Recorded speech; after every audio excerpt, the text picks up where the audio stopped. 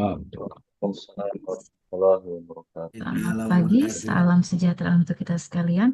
Alhamdulillahirrahmanirrahim, puji dan syukur kita panjatkan atas kehadirat Allah Subhanahu wa Ta'ala. Pada pagi hari ini, kita masih diberikan kesehatan untuk bersama-sama di room ini. Dan baiklah Bapak Ibu, di room ini telah hadir tiga pengampu materi. Ada Bapak Wahab, Opa Wahab, ada Ibu Haja Aspina, Ibu Haja Bude Yuli. Dan baiklah Bapak Ibu, sebelum kita memulai pembelajaran kita pada pagi hari ini, saya persilakan Bapak Ibu untuk berdoa menurut agama dan kepercayaan kita masing-masing. Berdoa dimulai.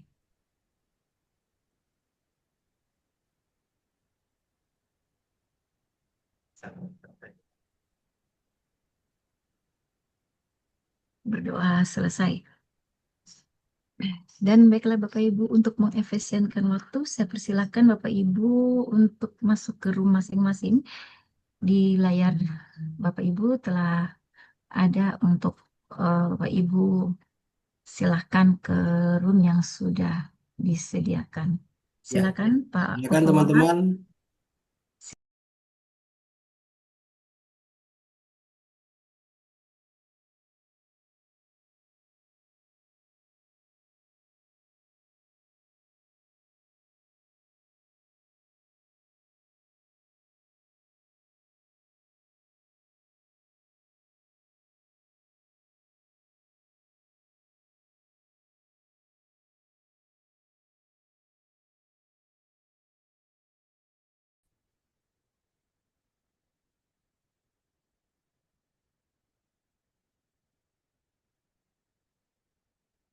Ya, ya, ya. Assalamualaikum warahmatullahi wabarakatuh. Selamat pagi, salam sejahtera untuk kita semua. Om Swastiastu. Ini pertemuan kedua ya. Iya, Ibu. Iya, Ibu. Ya, ya. Alhamdulillah ya sehat-sehat. Ya. Tiap hari kayaknya kita masuk Zoom ya, masuk Zoom. Tapi sehari adik-adik paling cuma satu kali Zoom aja ya. Satu materi. Kalau Budi mulai pagi sampai malam ya. Ya, Em, kita mulai saja. Ya, mulai saja. Kemarin ada PR ya, ada PR untuk berarti baru yang kami sampaikan baru nilai dasar berorientasi pelayanan dan akuntabel ya. Begitu ya? Ya, langsung saja yuk kita dengarkan sama-sama pemaparan dari kelompok B dulu. B berarti akuntabel ya. Nanti habis itu kelompok A. Ya, kelompok A berorientasi pelayanan. Silahkan memaparkan kalau memang bisa juga nanti gantian ya memaparkan ya. Silahkan diatur siapa dulu memaparkan, kemudian berikutnya panggil saja siapa supaya siap terus. Sambil belajar bagaimana share screen, bagaimana pemaparan, karena nanti pada saat seminar, seminar rancangan aktualisasi kita akan seperti ini ya, Zoom ya. Oke, silahkan. Siapa yang mau memaparkan eh, kelompok B dulu? Assalamualaikum warahmatullahi wabarakatuh. Waalaikumsalam warahmatullahi wabarakatuh. Ibu izin, kami punya tugas itu dia dalam bentuk video, Ibu terbuat jadi video begitu. Nggak apa-apa, silahkan putar. Baik, Assalamualaikum warahmatullahi wabarakatuh. Perkenalkan saya Dr. Harlia. Di sini saya mewakili teman dari kelompok 1 sub B untuk memperlihatkan hasil video kami, Bu. Ya, silahkan. Tutup, saya tutupnya dulu. Korden saya silo. Sebentar ya, sebentar.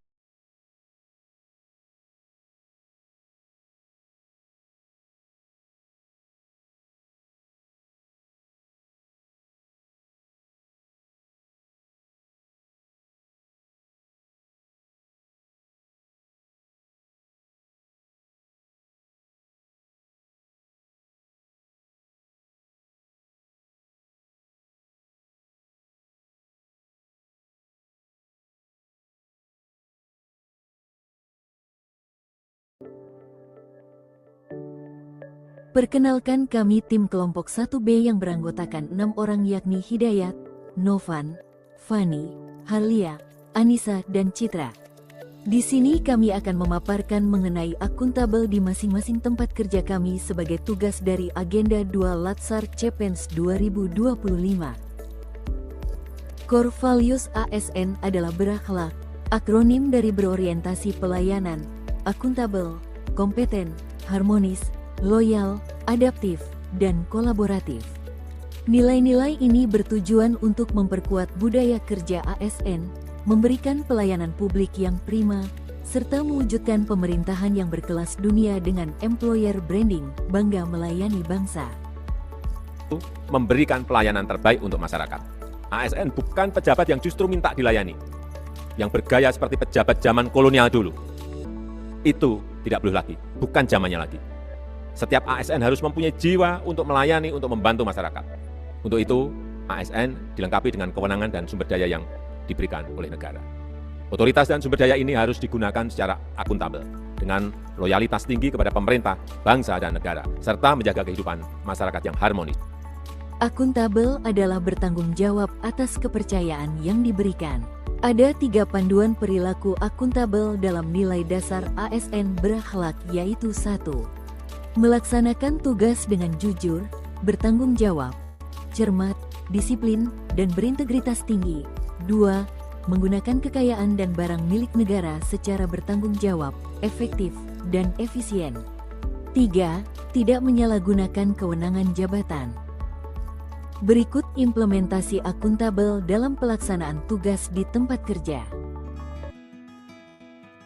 Perkenalkan, saya Dr. Harlia. Sebagai dokter umum yang telah bekerja sejak tahun 2023 di Puskesmas Tada, saya bertanggung jawab dalam melakukan pekerjaan baik di dalam maupun di luar gedung puskesmas.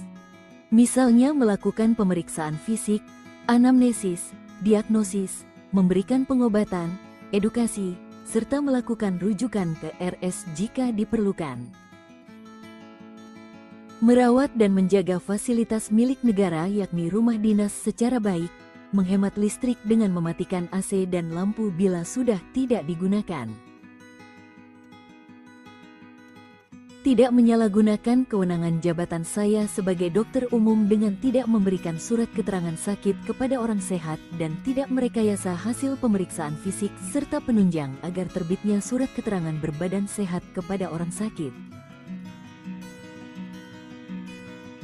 Perkenalkan, saya Fani yang bekerja sebagai apoteker di Puskesmas Tada.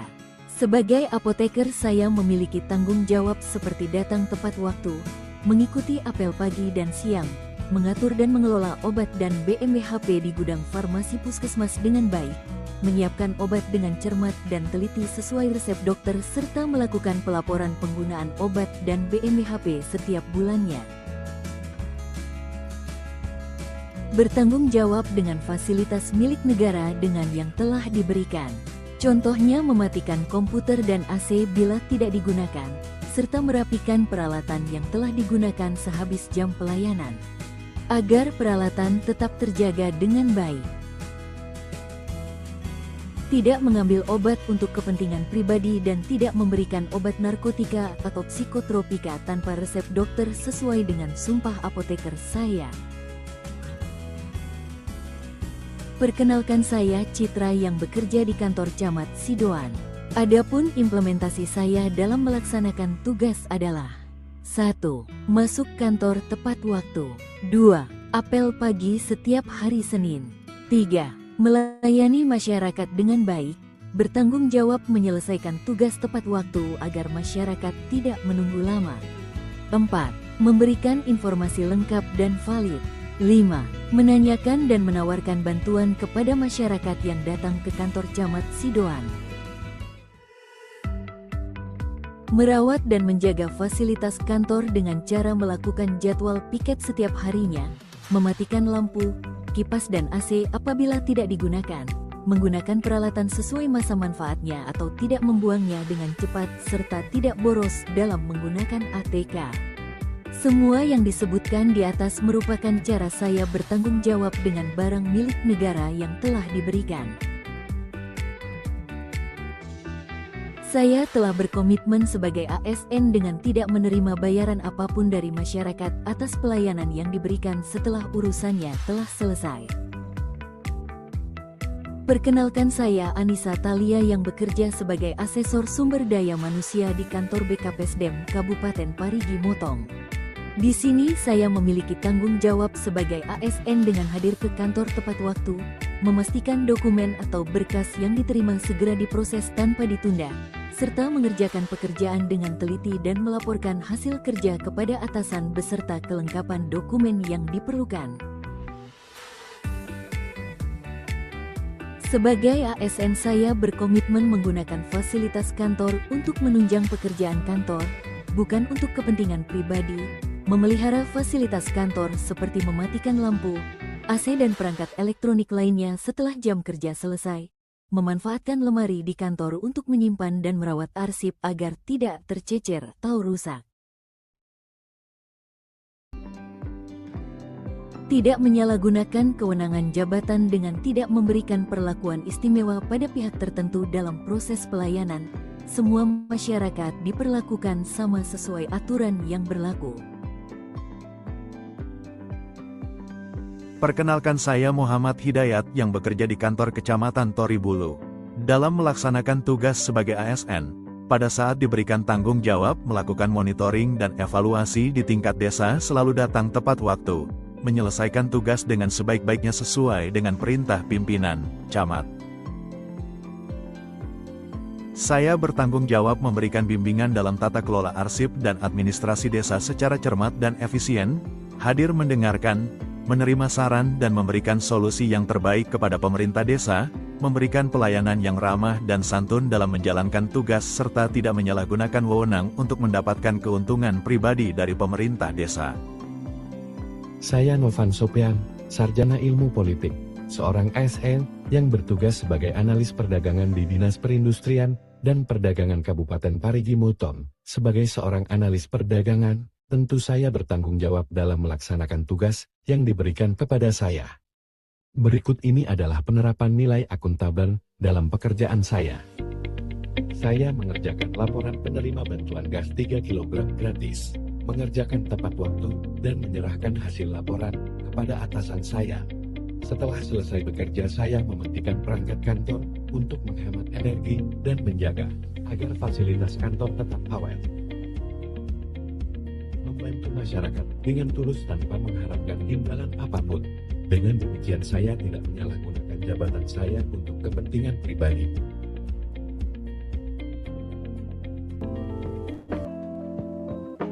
Demikianlah hasil pemaparan tugas dari kami. Di atas langit ada pelangi. Cantik sekali kami hitung warnanya. Cukup sekian dari kami. Terima kasih atas perhatiannya.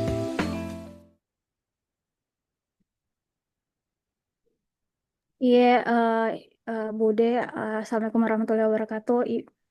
Kami izin memohon instruksi arahan dari Bude kalau misalnya ada yang perlu diperbaiki. Ya, sekian. Wassalamualaikum warahmatullahi wabarakatuh. Waalaikumsalam warahmatullahi wabarakatuh. Terima kasih untuk kelompok B yang sudah memaparkan dalam bentuk video dan sudah bisa meyakinkan bahwa nilai dasar nilai dasar akuntabel di dalam perilakunya, kode perilakunya ada 3, semua sudah melaksanakan kan gitu. Kita kasih jempol dulu, terima kasih ya video kirimannya, dan ini yang kami harapkan. Jadi setiap nilai nilai dasar ASN, kemudian masing-masing nilai ada kode etik dan perilakunya, ternyata sudah dilakukan. Padahal waktu itu kita melakukan memang sesuai tusi kita sesuai tugas kita. Ternyata sudah itu yang dimaksudkan dalam penerapan nilai dasar ASN. Ya, terima kasih sekali lagi untuk kelompok B. Selanjutnya kelompok A. Silakan kelompok A.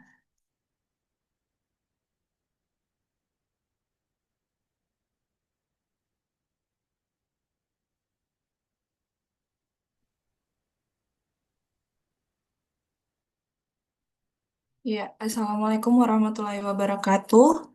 Waalaikumsalam warahmatullahi wabarakatuh. Pertama-tama terima kasih atas kesempatan yang diberikan kepada kelompok kami. Kelompok kami akan mempresentasikan mengenai berorientasi pada pelayanan, di mana pada kelompok kami itu ada teman saya Esa Kurniawan, Kori Konita, dan juga saya sendiri Andini Eka Safitri. Kemudian ada teman saya Nadila, dan juga Ninyoman Desi Natalia.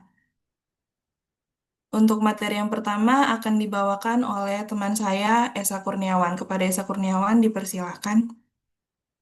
Baik, terima kasih waktunya. Tapi kedengaran teman-teman? Boleh, bagus. Sudah, lanjut. Ayo, Isa. Saya review sedikit kembali pelajaran yang kemarin tentang berorientasi pelayanan. Berorientasi pelayanan maksudnya kita memiliki sikap, perilaku, dan pikiran untuk eh, mengutamakan kepuasan pelanggan. Dalam hal ini kita sebagai ASN yaitu masyarakat. Dalam berorientasi pelayanan ada 3 perilaku yang eh, dipaparkan kemarin. Yang pertama memahami dan memenuhi kebutuhan masyarakat, yang kedua ramah, cekatan, dan solutif, dan yang ketiga itu melakukan perbaikan tiada henti. Nanti kami dari kelompok 1 akan menjelaskan kode-kode perilaku tersebut yang sudah kami terapkan di kantor kami masing-masing. Slide selanjutnya. Eh, Baik, dari saya sendiri, saya bekerja di Dinas Pendidikan Kabupaten Parigi Mutong untuk memahami dan memenuhi kebutuhan masyarakat. Itu yang pertama memberikan penjelasan tentang alur pembuatan SPMT, di mana guru-guru ini ada kebutuhan untuk membuat surat pernyataan melaksanakan tugas sebagai berkas untuk penggajian di BPKAD. Setelah memberikan penjelasan, saya juga melayani GTK yang perlu membuat surat tersebut. Kemudian dalam memahami kebutuhan masyarakat, saya pun melakukan dengar keluhan, dengar pendapat tentang bagaimana tentang bagaimana pelayanan kami, dan ternyata banyak guru dan tenaga kependidikan itu yang kesulitan karena untuk membuat SPMT itu mereka perlu menempuh jarak yang jauh. Baik, slide selanjutnya.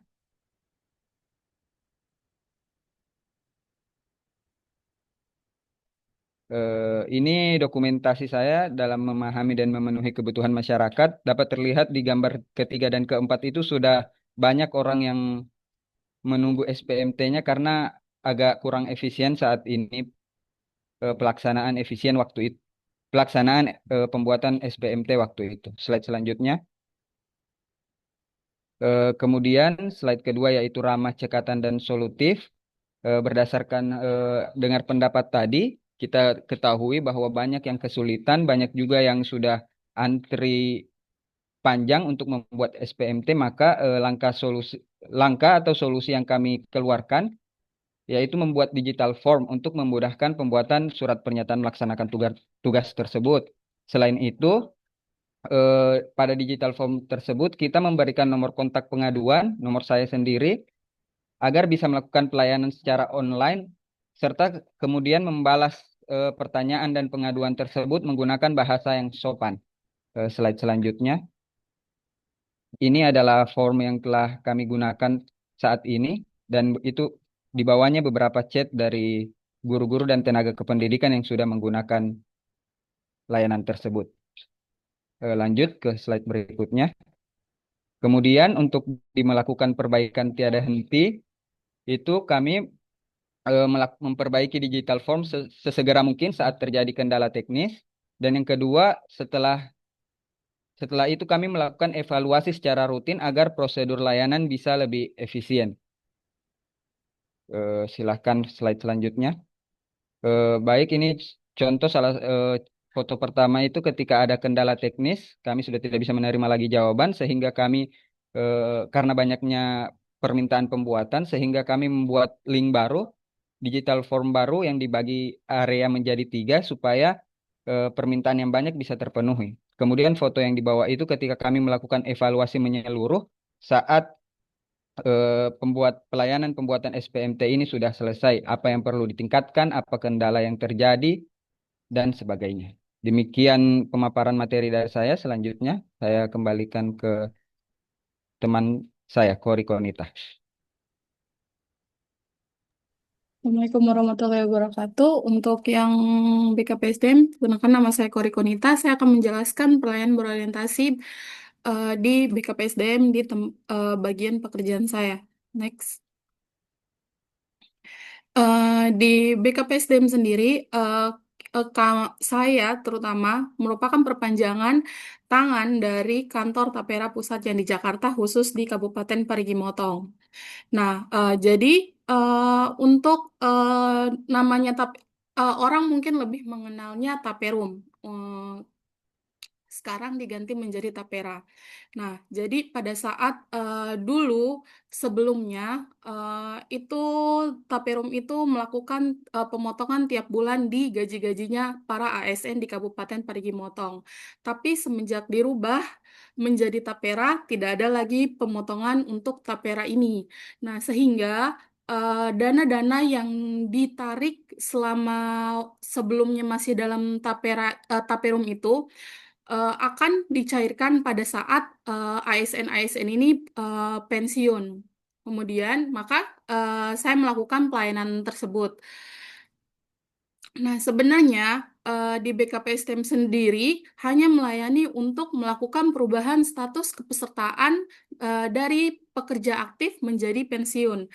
Akan tetapi, karena kantor pusatnya yang jauh di Jakarta, maka kantor Tapera itu mengembangkan sebuah web yang dimana harusnya masing-masing ASN itu melakukan penginputan nomor rekening masing-masing di akunnya. Akan tetapi kan yang pensiun-pensiun ini sudah tua. Jadi biasanya mereka jadi gagap teknologi yang ada. Jadi biasanya karena saya memahami dan memahami kebutuhan masyarakat ASN tersebut, biasanya saya yang membantu untuk melakukan proses registrasi dan penginputan nomor rekening tersebut. Nah, itu yang saya lakukan dalam memahami dan memenuhi kebutuhan masyarakat tersebut. Masyarakat ataupun ASN. Boleh next? Nah, yang kedua adalah cekatan solutif dan dapat diandalkan. Di sini karena ada beberapa juga yang bisa melakukan registrasi sendiri. Akan tetapi kadang-kadang kala mereka punya kendala tersebut pada saat penginputan. Nah, di sini saya sebagai perpanjangan tangannya dari kantor pusatnya Tapera, maka saya pertama akan menyambut mereka yang datang ke kantor itu dengan ramah. Kemudian saya mencoba memeriksa apa kendalanya, kenapa gagal melakukan penginputan. Setelah itu saya akan memberikan solusinya, seperti saya akan menghubungi pihak Tapera Jakartanya,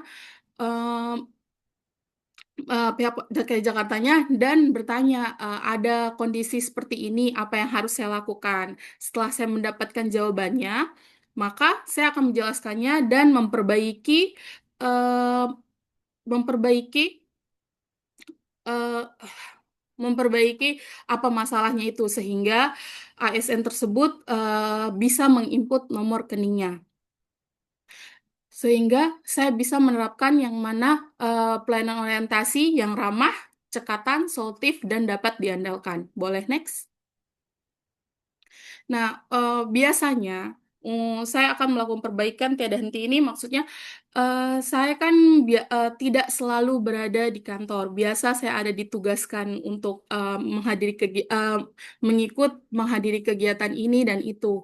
Jadi daripada saya harus membuat ASN atau publik menunggu, biasanya saya akan meninggalkan kontak pribadi saya untuk bisa dihubungi, sehingga walaupun saya tidak berada di tempat, pelayanan terhadap Tapera itu dapat selalu saya lakukan. Atau tidak, yang biasanya saya mengarahkan kalau yang bisa jauh-jauh, kalau misalnya ada temannya yang juga pensiun, terus ada kendala, saya akan menyuruh mereka memberikan kontak informasi saya, sehingga walaupun jauh, mereka tetap bisa melakukan menghubungi saya untuk melakukan perubahan status kepesertaan. Nah, hanya begitu saja yang bisa saya sampaikan. Selanjutnya saya serahkan kepada teman saya, Andini.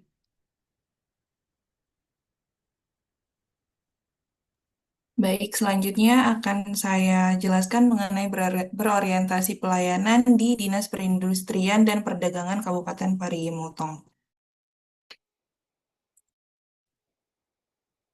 Untuk contoh kasus, eh, yang pertama, memahami dan memenuhi kebutuhan masyarakat pada Dinas Perindustrian dan Perdagangan, terutama di bidang penempatan saya, yaitu bidang agrokimia, elektronika, dan telematika, itu kami berfokus pada pelayanan kepada pelaku-pelaku IKM, terutama pada industri olahan. Kami membantu untuk melakukan pendataan pada pelaku-pelaku IKM yang membutuhkan restrukturisasi mesin dan peralatan IKM. Hal ini sejalan dengan program dari Kementerian Perindustrian. Restrukturisasi mesin dan peralatan IKM dibutuhkan agar para pelaku usaha senantiasa terupgrade dan dapat meningkatkan produktivitas usahanya. Adapun data dari para pelaku usaha itu ditempatkan pada satu pintu, yaitu melalui aplikasi Sinas. Namun, terkadang para pelaku usaha mengalami kendala dalam melakukan penginputan data. Dan hal tersebut dapat dipahami mengingat data yang dimasukkan cukup banyak, sehingga merupakan tugas bidang kami untuk memberikan bantuan dalam membimbing para pelaku usaha dalam proses penginputan data yang dibutuhkan. Sehingga di sini terkadang saya membantu untuk mengambil alih dalam proses penginputan data walaupun para pelaku usaha tersebut sebenarnya dapat mengakses sendiri untuk aplikasi Sinasnya. Kemudian yang kedua, ramah, cekatan, solutif, dan dapat diandalkan. Dengan contoh kasus yang sama, para pelaku IKM yang terdaftar untuk menerima bantuan biasanya diminta untuk memasukkan beberapa dokumen pendukung. Dan tidak jarang dokumen yang diminta tertolak karena tidak tervalidasi, sehingga saya akan menginfokan kepada pelaku IKM mengenai dokumen yang tertolak dan mengarahkan pelaku IKM untuk melakukan perbaikan pada dokumen tersebut, seperti misalnya perizinan berusaha yang sudah kadaluarsa, sehingga harus dilakukan pembaruan izin terlebih dahulu. Biasanya kami juga membantu menginfokan masa perizinan berusaha terkait kebersihan proses produksi yang hampir habis kepada para pelaku usaha. Ini berdasarkan data dari Dinas Kesehatan. Sehingga setelah para pelaku usaha melakukan perbaikan pada dokumennya, saya akan membantu untuk penginputan kembali ke aplikasi Sina sehingga dokumen-dokumen tersebut tervalidasi.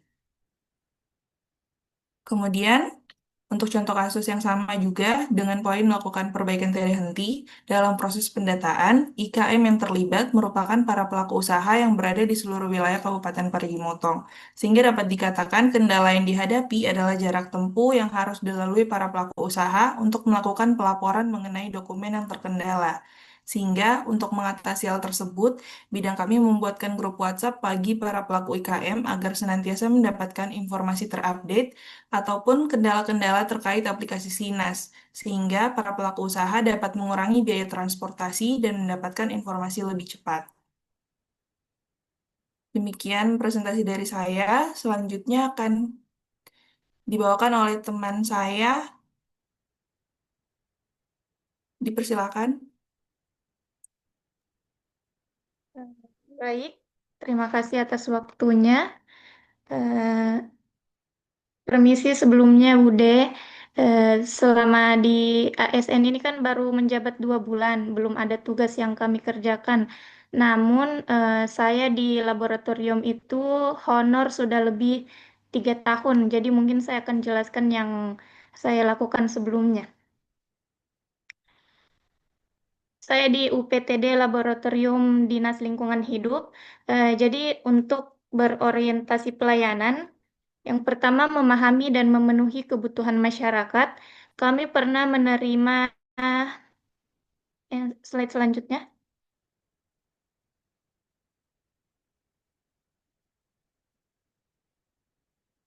Ya, memahami dan memenuhi kebutuhan masyarakat.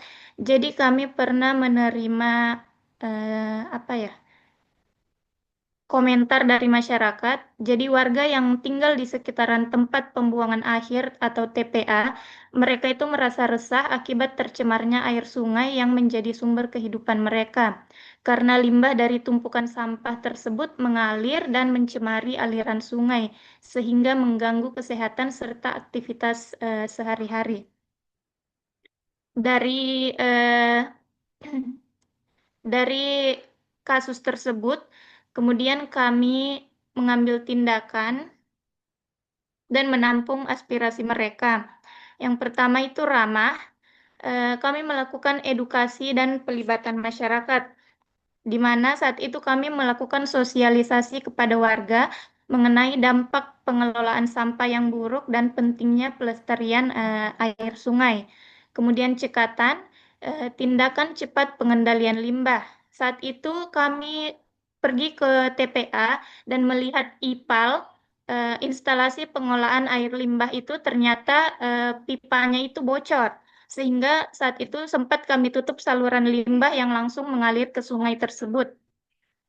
Kemudian solutif, perbaikan sistem pengelolaan TPA. Saat mengetahui pipanya bocor, kemudian kami melakukan perbaikan terhadap pipanya, terhadap pompanya, terhadap bak-bak penampungannya itu dibersihkan semua. Kemudian kami mengambil beberapa sampel ada di inlet dan outlet itu untuk melakukan parameter-parameter yang penting. Saat itu kami uji pH-nya, kemudian suhunya, DO-nya, dan BOD-nya. Lanjut, yang dapat diandalkan, kami melakukan kolaborasi dan pemantauan berkelanjutan. Jadi, kami menetapkan mekanisme pelaporan di mana selama 3 bulan sekali kami itu pergi ke TPA, ke IPAL-nya, untuk mengambil sampel-sampel untuk dilakukan parameter lagi dan melakukan tindak lanjut cepat jika terjadi pencemaran kembali. Selanjutnya, melakukan perbaikan tiada henti, evaluasi dan audit lingkungan secara berkala. Jadi kami melakukan audit lingkungan secara berkala untuk mengevaluasi sistem IPAL yang ada di TPA. Jadi seperti yang saya katakan tadi, saya dan tim analis yang lain, kami turun itu 3 bulan sekali. Kemudian penerapan teknologi ramah lingkungan, memanfaatkan sistem pengolahan sampah terpadu, termaksud pemilihan sampah-sampah, daur ulang, dan composting. Jadi kami di kantor itu membuat alat yang bisa merubah sampah-sampah itu menjadi kompos. Kemudian penguatan kapasitas dan keterlibatan masyarakat, memberikan pelatihan pengelolaan sampah kepada masyarakat, dan melibatkan masyarakat dalam program pelestarian dan pengawasan lingkungan secara bersama. Mungkin itu saja yang bisa saya jelaskan dari pengalaman yang sudah saya lakukan. Selanjutnya saya kembalikan ke teman saya, Ninyoman Desi Natalia. Baiklah, saya Ninyoman Desi Natalia saat ini bekerja di Puskesmas Lompe. Adapun orientasi pelayanan yang ada di Puskesmas akan saya jelaskan yang ada dan dapat masalah yang saya dapatkan. Next. Yang pertama itu adalah memahami dan memenuhi kebutuhan masyarakat atau pasien di Puskesmas. Yang pertama adalah datang tepat waktu, di mana saya selalu datang tepat waktu agar saya dapat memberikan pelayanan secara optimal dan prima kepada pasien sehingga mereka selalu merasa puas. Yang kedua, memberikan solusi kepada masyarakat, khususnya pasien yang merasa kebingungan. Di sini seringkali ada masyarakat atau pasien yang datang yang mungkin belum mengetahui letak ruangan yang akan dituju, sehingga saya akan mendekatinya, menanyakan apa yang diperlukan, kemudian mengarahkan pasien ke tempat yang dibutuhkan pasien tersebut. Kemudian memberikan informasi secara detail tentang cara penggunaan obat pada pasien. Ini terkhususnya pada pasien yang lansia, di mana mereka seringkali tidak paham atau kurang paham terhadap penggunaan obat, maka saya akan memberikan catatan kecil bagaimana cara mereka minum obat agar mereka tidak salah dan tepat dalam pengobatannya. Yang terakhir, memberikan informasi secara detail tentang kondisi pasien. Saya memiliki jadwal di mana dalam 1 minggu itu ada 1 hari saya menjadi asisten dokter. Di sini saya bertugas setelah dokter menjelaskan kondisi pasien dan pengobatannya, maka saya akan menanyakan hal-hal yang mungkin belum dipahami dan akan membantu menjelaskan kembali sehingga pasien akan mengerti. Next. Yang kemudian kedua, ramah, cekatan, solutif, dan andal. Yang pertama, ramah. Di sini kami mengaplikasikan komunikasi terapeutik selama pelayanan, di mana komunikasi terapeutik itu sendiri memberikan senyum, sapa, salam dalam melakukan tindakan keperawatan. Untuk kasusnya seringkali terjadi di IGD atau unit instalasi gawat darurat, di mana kadang pasien dan keluarga itu datang dengan kondisi yang gawat, sehingga terjadilah kondisi yang kurang konduktif. Disitulah kami selalu menerapkan komunikasi terapeutik ini agar tetap bisa sabar, bertutur kata yang baik saat menjelaskan atau memberitahukan kepada keluarga dan pasien tentang keadaan dan kondisi pasien sehingga keadaannya kembali kondusif. Kemudian, cekatan, melayani pasien sesuai SOP. Dengan melayani pasien sesuai SOP atau standar operasional prosedur, maka kita sebagai perawat dapat menghindari terjadinya kesalahan dalam tindakan atau malpraktek yang dapat merugikan pasien, instansi, dan diri kita sendiri. Selanjutnya, solutif. Mencari solusi pengobatan yang sesuai dengan kebutuhan pasien. Di sini biasanya ada beberapa pasien yang merasa sudah tidak mau lagi minum obat dengan alasan yang beragam, sehingga kami biasanya memberikan solusi atau jalan keluar untuk pengobatan alternatif, namun yang sesuai dengan standar pengobatan yang disarankan juga oleh dokter, seperti memberikan cara teknik relaksasi untuk mengurangi rasa nyeri. Yang terakhir adalah andal atau tetap bekerja saat libur. Ini sering sekali terjadi bagi kami, para medis, untuk tetap bekerja di hari libur karena kebutuhan di mana ada kala pasien yang datang itu gawat dan memerlukan tindakan cepat, sehingga kami walaupun diliburkan atau ketemunya hari libur, tetap bisa diandalkan atau tetap datang bekerja kapanpun untuk melayani masyarakat dan pasien. Next. Melakukan perbaikan tiada henti. Khususnya di puskesmas kami terdapat kotak saran, di mana kotak saran ini dijadikan sebagai sarana untuk memberikan kritik dan saran, baik untuk pelayanan maupun sikap petugas. Sehingga melalui kotak saran itu, kami dapat melakukan perbaikan tiada henti untuk pelayanan kami khususnya di puskesmas. Sekian penjelasan yang boleh saya berikan. Saya kembalikan kepada teman saya, Andin.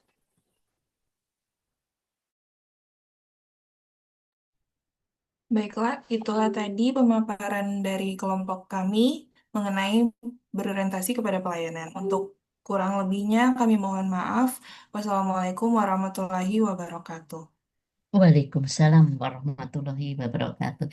Iya, terima kasih sekali lagi untuk kelompok 2, kelompok A ya, kelompok A tadi ternyata kebetulan sebagian besar tadi saya dengarkan ada yang di puskesmas ya, di puskesmas yang betul-betul bersinggungan langsung dengan masyarakat. Ternyata pada saat menerapkan kode etik, kode perilaku berorientasi pelayanan pas sekali. Tapi ada juga tadi dari BKD ya, siapa tadi siapa BKD tadi ya?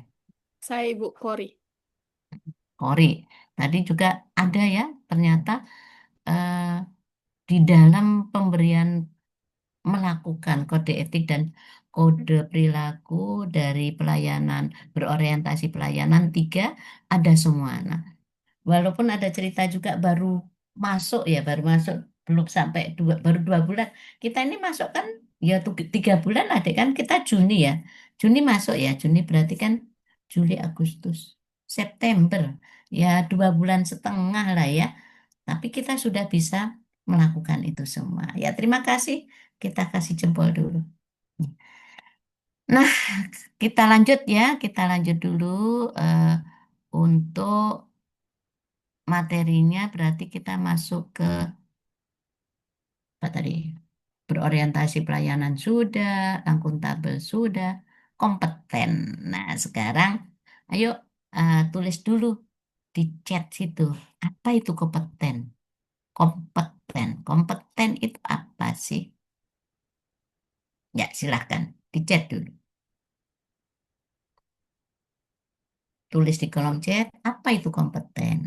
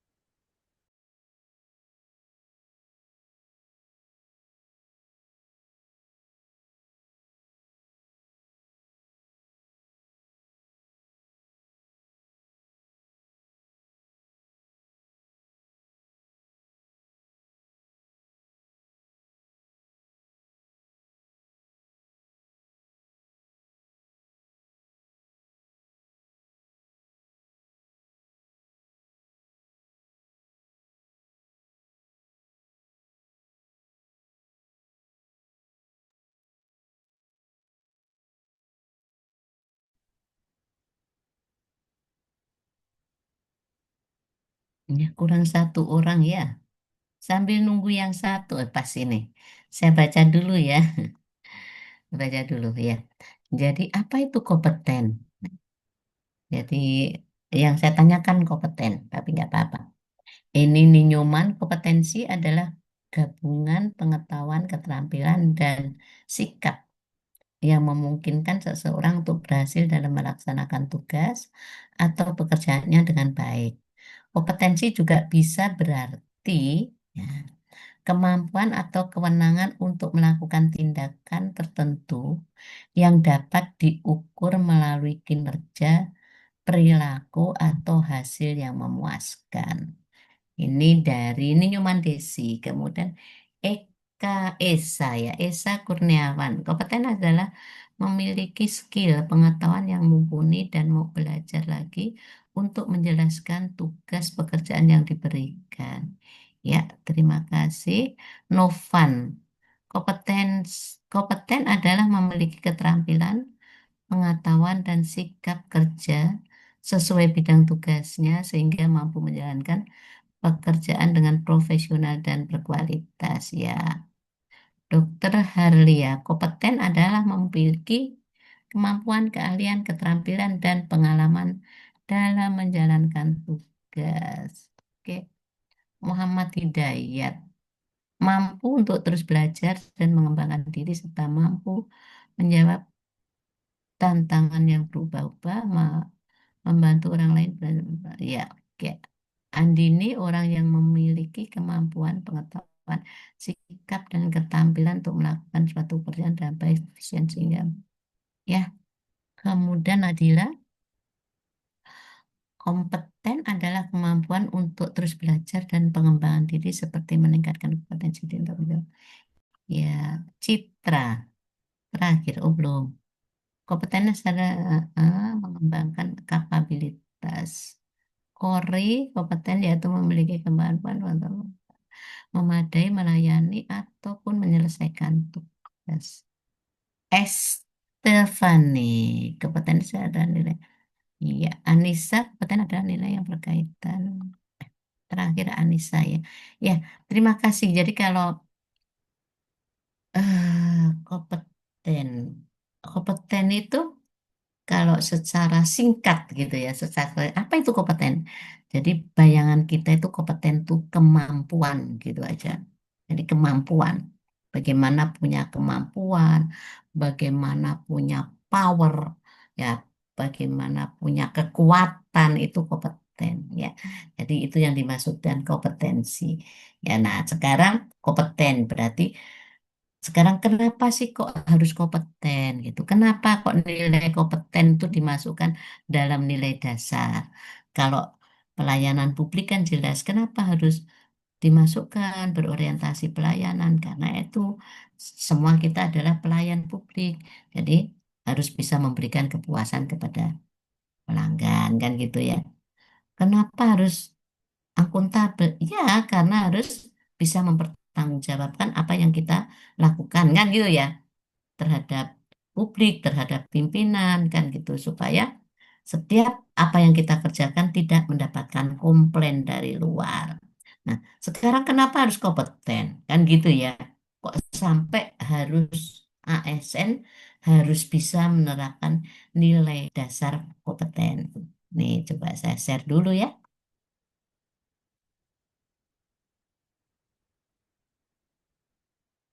Sambil mereview. Nih, jadi kan kita berakhlak kemarin ya. Nih, jadi kita sudah tahu tentang, kita sudah berorientasi pelayanan akuntabel, kita kompeten. Jadi kompeten itu, ini sudah paham bahwa kita harus memberikan kepuasan pelanggan yang terbaik ya. Jadi bukan sekedar memberikan pelayanan, tapi memberikan kepuasan, berarti excellent service. Kemudian ini kode etiknya akuntabel juga, bagaimana caranya supaya setiap pekerjaan kita itu betul-betul tanggung jawab atas kepercayaan yang diberikan dan melakukan semuanya kode etik perilaku 3 itu tujuan utama supaya kita tidak terjadi komplain dan ya jelas tidak korupsi lah itu ya. Terus sekarang ke kompeten. Kenapa kita harus kompeten? Maka nih sumber daya manusia berkualitas dan berdaya saing karena banyak sekali persaingan ya untuk menuju Indonesia emas. Jadi di akhir pimpinan Pak Jokowi ya Pak Jokowi yang juga menggalakkan core value nilai-nilai dasar ASN dan bangga melayani employment employee branding ya bangga melayani bangsa itu adalah di akhir jabatannya maka diharapkan ASN itu smart 2024 untuk menghadapi Indonesia Emas 2045 karena banyaknya saingan kita berdaya saing tinggi ini akhirnya muncul kompeten. Nah, kompetensi itu apa nih? Ada kompetensi. Jadi, kompetensi sendiri yang dimasukkan kompetensi ini merupakan perpaduan aspek pengetahuan, keterampilan, dan sikap yang terindikasi dalam kemampuan dan perilaku seseorang sesuai tuntutan pekerjaan. Jadi di dalam pekerja itu kita bukan cuma pinter apa ya, secara knowledge kita paham, secara teori kita paham, tapi bukan sekedar teori. Harapannya di dalam kita bekerja juga ditunjukkan ya keterampilannya, skillnya. Skillnya harus kita tunjukkan. Keterampilan, skill itu dilakukan, bukan hanya diteorikan. Maka itulah kompetensi, bukan sekedar teori, tapi praktekkan apa yang adik-adik punya secara teknisnya. Kita kan punya secara teknis ya. Teknisnya adalah ya seorang dokter ya punya profesinya, teknisnya tentang kedokterannya kan gitu. Seorang bidan juga punya teknis tentang melayani orang melahirkan ya. Yang apoteker demikian juga. Nah, tunjukkan bahwa Anda berperilaku atau melakukan ya keterampilan, keahlian Anda sesuai dengan kompetensi atau ilmu spesialisasi yang kita punya. Dan sikap yang terintegrasi dalam kemampuan dan perilaku seseorang sesuai tuntutan pekerjaannya. Ya, tuntutan pekerjaan seorang dokter umum harus melayani pasiennya, seorang bidan harus melayani orang melahirkan, dan tunjukkan itu ya di dalam perilaku kita dalam bekerja. Itu kompetensi. Kemudian di kompetensi, kenapa adik-adik harus berkompetensi? Tata, di dalam pengelolaan ASN ada juga berbasis sistem merit. Jadi pada saat adik-adik nanti jadi ASN, maka ASN itu dikelola untuk menduduki suatu jabatan, maka dilihat juga kompetensinya. Ini ya, jadi sistem merit. Jadi dilihat dulu kualifikasi. Kualifikasi itu apa ya? Spesialisasi pendidikan kita itu spesialisasinya apa? Apakah sudah sesuai kualifikasinya? Misalnya bekerja di puskesmas, melayani pasien. Oh benar ini spesialisasinya memang dia sarjana atau dokter ya seorang dokter. Kemudian kalau dia bekerja di apoteker memang dia sarjana apoteker. Nah, itulah kualifikasi ya sesuai dengan spesialisasi. Ya, kita bekerja sesuai dengan spesialisasi kita. Kemudian kompetensi ada 3 nih. Kompetensi itu ada kompetensi teknis, manajerial, dan sosiokultural. Setelah kompetensi dilihat dari teknis, manajerial, sosiokultural, dilihat kinerjanya juga. Jadi kinerja itu pada saat kita bekerja dan bagaimana hasilnya yang berkualitas dan bagaimana perilakunya pada saat bekerja. Itu ya maksudnya perilaku kita pada saat bekerja itu maksudnya adalah bagaimana perilaku adik-adik dalam bekerja, apakah sudah menerapkan berakhlak tadi ya. Terus non diskriminasi. Nah, kompeten itu ada 3 nih, maksudnya tadi kompetensi. Yang pertama kompetensi teknis nih, yang diukur dari tingkat dan spesialisasi pendidikan pelatihan teknis fungsional dan pengalaman bekerja secara teknis. Jadi pengalaman bekerja adik-adik, misalnya ini pengalaman bekerja yang misalnya yang belum pernah honor berarti pengalaman bekerjanya baru 2 atau 3 bulan. Tapi kalau sudah pernah honor, ya ditambah honornya itu sudah berpengalaman bekerja sudah sampai berapa tahun. Kan gitu, itu pengalaman pekerjaan ya. Jadi ada yang CPNS memang pengalaman pekerjaan kompetensi teknisnya baru 2 bulan. Ada memang dia 0 tahun, jadi belum pernah honor, belum pernah apa, lulus ikut CPNS, kemudian diterima dan baru belajar sekarang. Nah, kemudian kalau ada yang sudah honor, ternyata sudah honor 3 tahun, kemudian diangkat CPNS di tempat spesialisasi yang sama, maka berarti pengalaman pekerjaannya sudah 3,5 tahun atau 3 tahun 2 bulan. Inilah yang dimaksud kompetensi teknis, bagaimana pengalaman bekerja sesuai dengan teknisnya, sesuai dengan spesialisasinya. Kemudian bukan sekedar itu kompetensi ASN, kompetensi juga dilihat bagaimana adik-adik eh, apa ya, berpengalaman dalam memimpin gitu aja, ya, memimpin puskesmas, memimpin teamwork, ya, memimpin apa saja pada saat atau teamwork, memimpin dalam tim pada saat bekerja tim, misalnya dikasih tugas bagaimana, dikasih tugas tim dalam posyandu. Kemudian adik-adik sebagai pimpinan, pemimpin ya, penanggung jawab. Bagaimana adik-adik berpengalaman dalam kepemimpinannya. Kepemimpinan kecil-kecil saja, kan gitu. Tentu kalau yang sudah kepala seksi, kepala bidang ada ya diklat tentang kepemimpinan. Kemudian juga kompetensi sosiokultural. Bagaimana adik-adik punya kompetensi di dalam berhubungan dengan masyarakat majemuk, maksudnya masyarakat yang kita layani. Misalnya adik-adik dalam kegiatan posyandu yang apa ya, berhubungan langsung dengan masyarakat, bagaimana adik-adik cara apa ya, punya kompetensi, punya kemampuan untuk bersosialisasi, ya itulah kompetensi. Jadi kompetensi ada 3 ya, sekali lagi, kompetensi teknis, kompetensi manajerial, dan kompetensi sosiokultural. Nah ini kemudian di dalam pengembangan kompetensi, tunggu minum. Jadi adik-adik, setiap ASN boleh dikembangkan kompetensinya.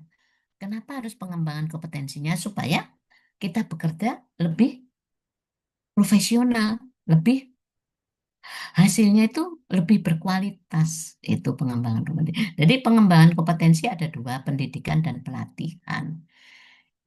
Jadi kalau pendidikan itu iya pengembangan kompetensi yang secara formal. Misalnya adik-adik di sini ada yang S1, ya, S1. Setelah 100% CPNS boleh mengajukan untuk pengembangan kompetensinya, saya melanjutkan S2-nya. Nah, S2 di sini ya usahakan yang linear. Misalnya S2 tentang apotekernya, S2 tentang keperawatannya, S2 tentang ilmu gizinya, kebidanannya misalnya ya.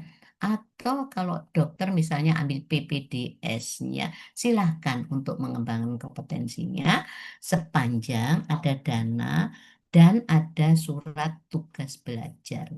Tugas belajar, dan memang ya pengembangan kompetensi adik-adik itu dibutuhkan di instansi kita, dibutuhkan di tempat kerja kita. Kebetulan kekurangan sarjana S2 tentang apa, maka sepanjang dibutuhkan oleh tempat instansi kita, silakan ya. Jadi begitu. Nah, kemudian di samping kalau misalnya pendidikan kita nggak kurang apa ya, untuk pengembangan kompetensi pendidikan kok kesempatannya nggak ada, maksudnya kurang sekali kesempatan belajarnya, boleh kompetensi itu melalui pelatihan.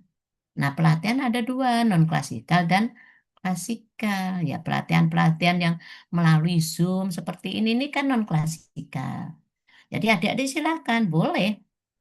Misalnya ikut apa ya, workshop atau webinar atau pelatihan yang Zoom yang keluar nanti dapat STTP juga, surat tanda tamat pendidikan lewat Zoom misalnya, tapi pelatihan yang sesuai kita kebutuhan untuk meningkatkan kompetensi, misalnya ya pelatihan tentang misalnya apa ya, ada pelatihan secara Zoom tentang apa ya, penanganan penyakit apa gitu ya. Kalau perawat tentang apa gitu yang sesuai sesuai sesuai dengan bidang tugas kita.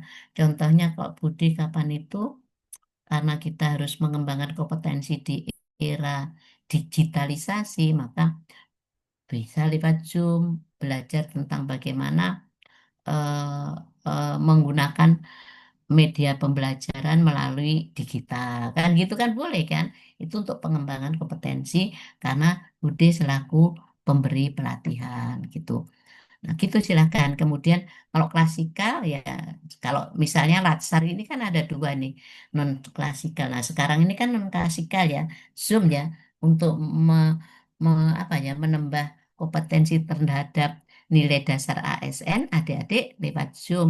Tapi nanti pada saat kita ketemu di akhir pembelajaran, ada yang namanya materi kesiapsiagaan bela negara itu nanti ketemu langsung.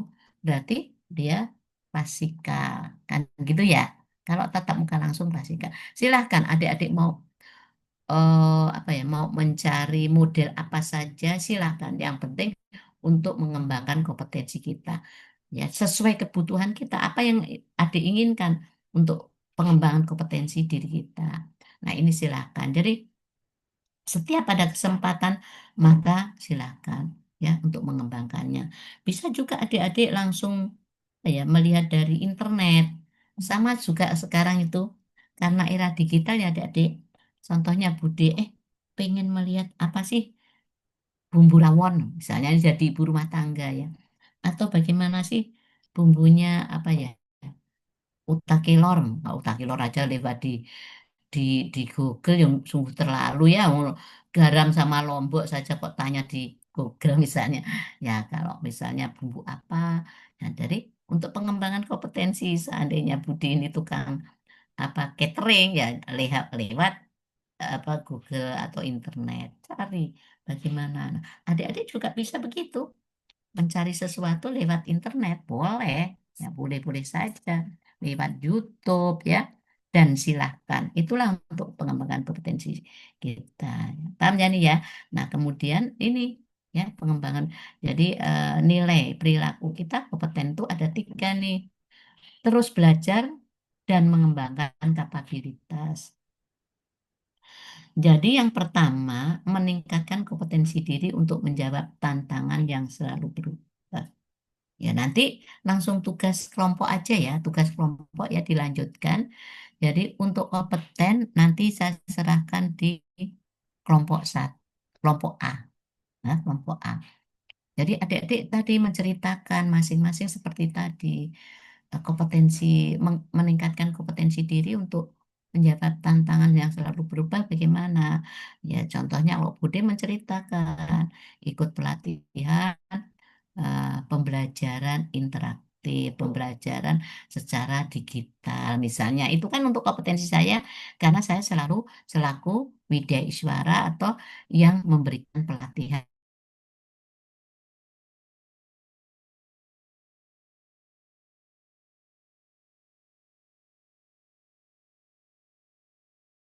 pada ASN. Itu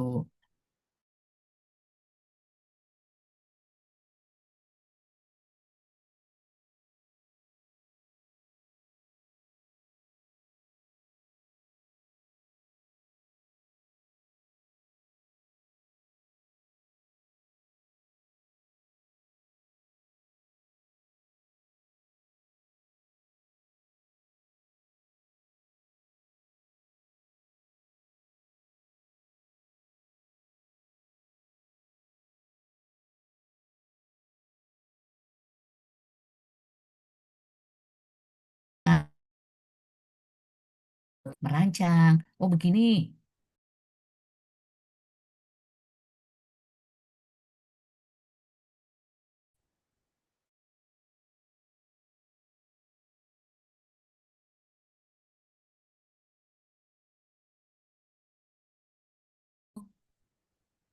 Halo, Maaf halo. Bude, agak putus-putus Bude.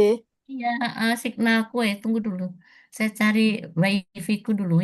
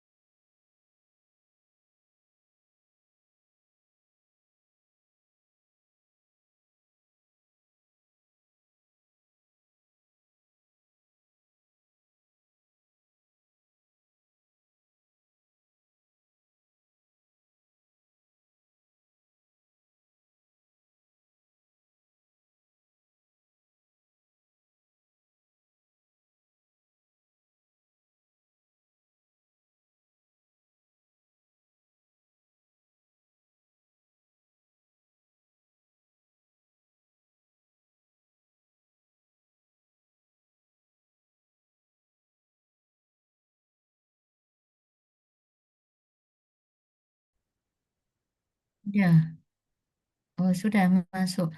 Hilang-hilang ya. Sudah betul saya masuk sini ya. Ya, Betul, Ibu. Bude. Masya Allah. Sampai mana tadi? Tak lempar sendiri ya.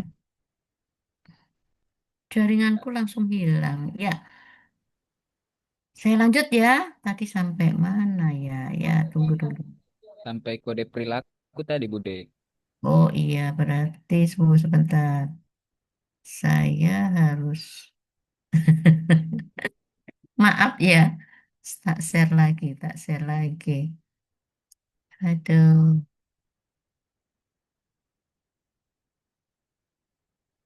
ini ya,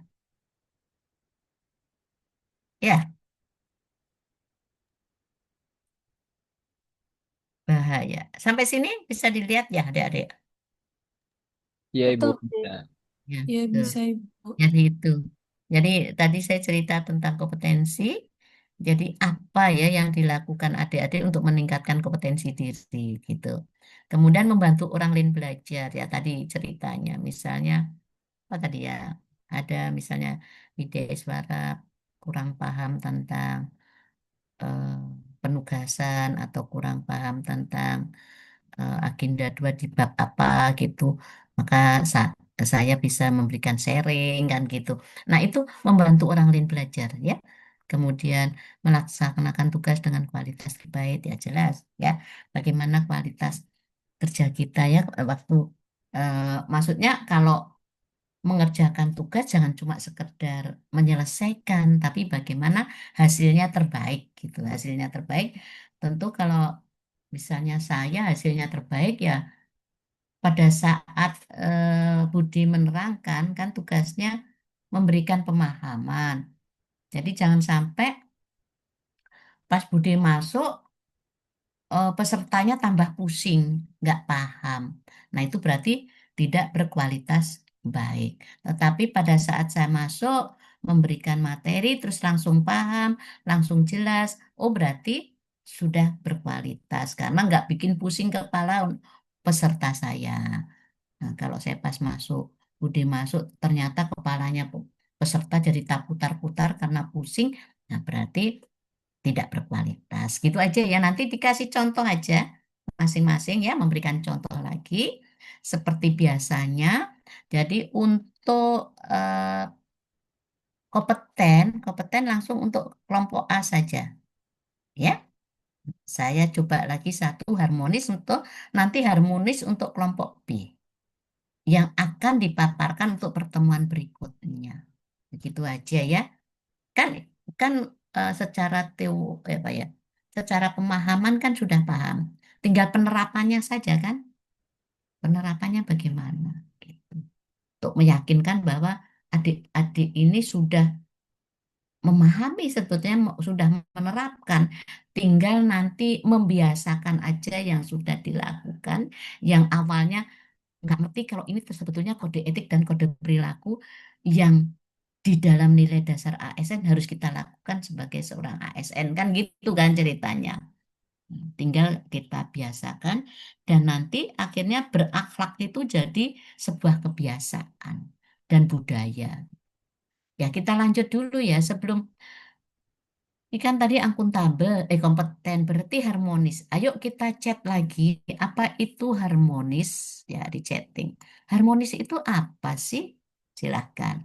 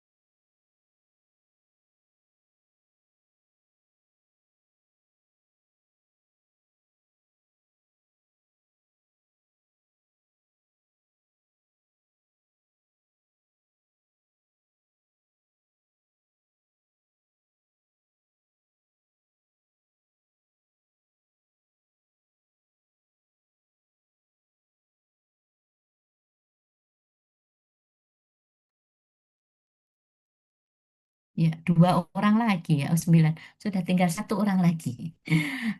Sekarang sudah 9 orang, yuk kita buka chat dulu. Masing-masing baca ya, masing-masing baca. Saya lihatnya kurang 1 orang siapa ya? Sudah ada sambil jalan. Jadi kan 10 orang toh kita.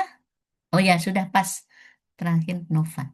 Ya, ya dimulai dari Esa. Yuk Esa baca sendiri Esa.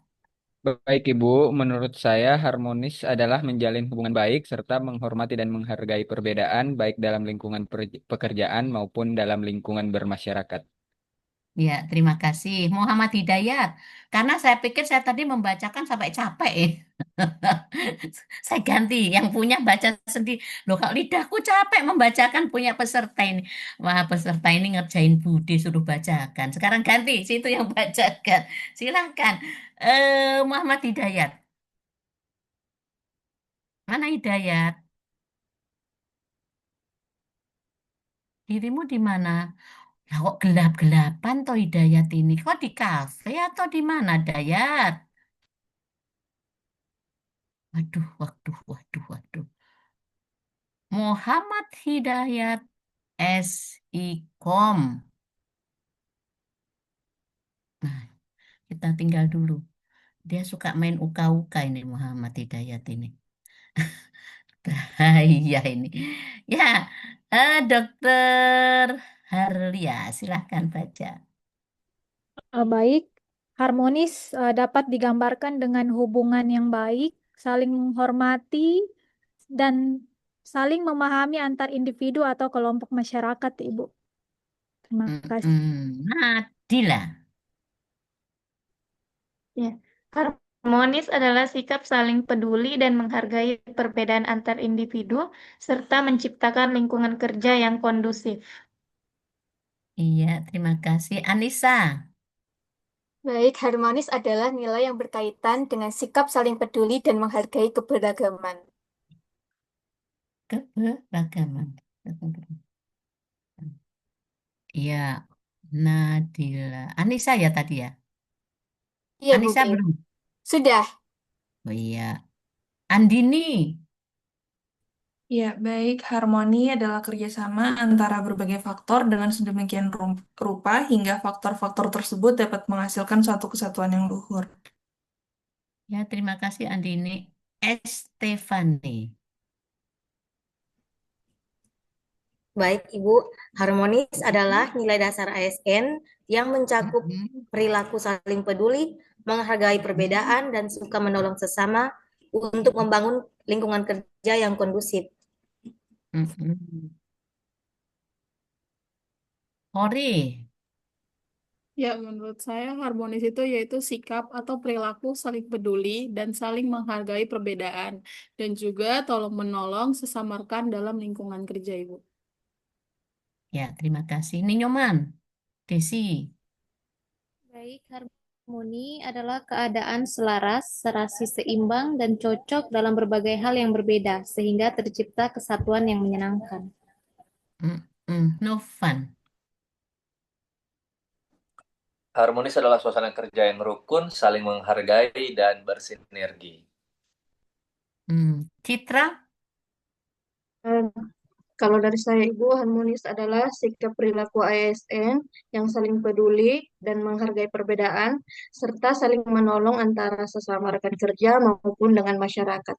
Terima kasih, Ibu. Iya, terima kasih Citra. Coba si siapa tadi Hidayat, biar kamu nggak ada kameranya, kau baca sendiri ini, bisa nggak? Mana suaramu? Ada suara, tidak ada penampakan. Hidayat.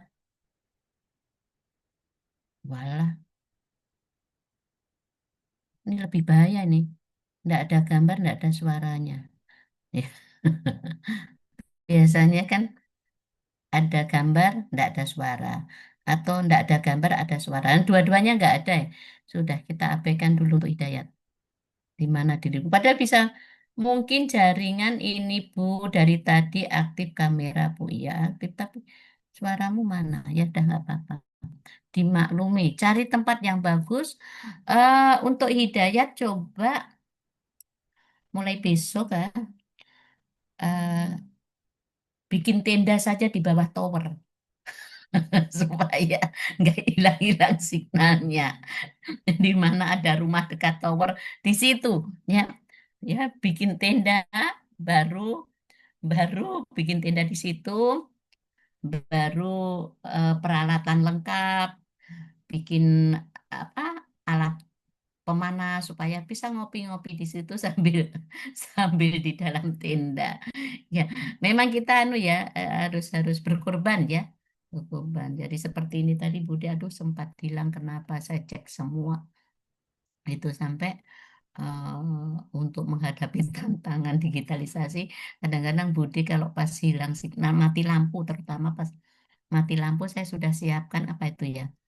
Budi siapkan anu listriknya, pinjam aki mobil. Saya konekkan dengan aki mobil supaya ada aliran listrik masuk di dalam apa, di dalam wifi ku kan gitu, wifi.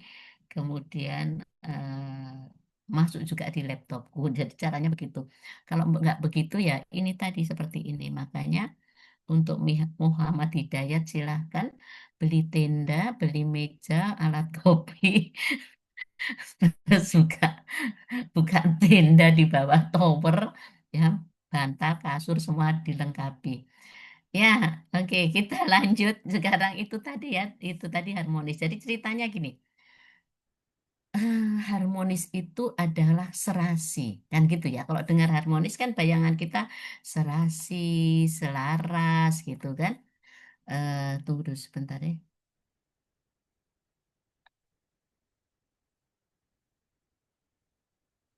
Sebentar, sebentar. Saya stop sedikit saja.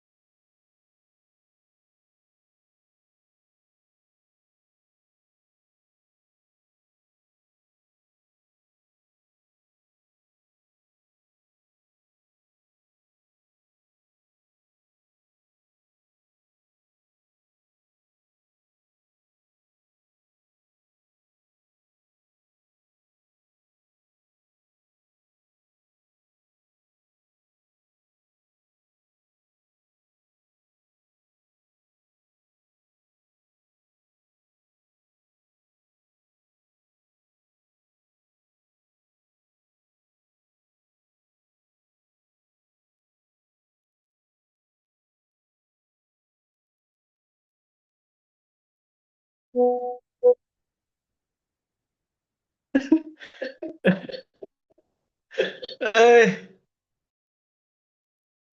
Ya, begitu. Backup pakai HP saja kalau komputer. Anu, laptopmu tidak ini. Bagus. saya kira dari tadi tidak masalah. Karena sama saya di sini di laptop. Oke, kita lanjut nih. Sudah, uka-ukanya sudah kelihatan. Sekarang B. Piye toh sudah kelihatan wajah sedikit, sekarang B. Ya, dibuka saja itu, Pak Hidayat. Iya, tadi bagaimana? Tadi saya sampai di mana tadi ya? Oh, menceritakan selaras harmonis kan gitu ya. Ya, selaras Ya, harmonis. Ibu. Jadi apa ya? Kalau kita ngomong harmonis itu adalah bagaimana sih menjaga hubungan antara manusia dengan manusia itu baik. Itu aja intinya. Jadi di dalam harmonis adalah human relation. Jadi bagaimana menjaga hubungan antara manusia dengan manusia itu berjalan dengan baik. Karena apa? Kok muncul harmonis? Kok sampai harus harmonis? Memangnya kita nggak hubungan baik ini dengan sesama teman, kan gitu kan? Kenapa kok sampai muncul ya harmonis ini? Baik, saya share dulu ya.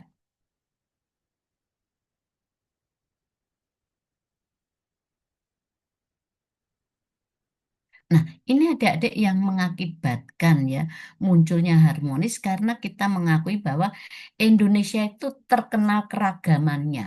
Ya enggak? Indonesia itu unik, Nusantara. Ya, Nusantara ini unik gitu. Uniknya di mana?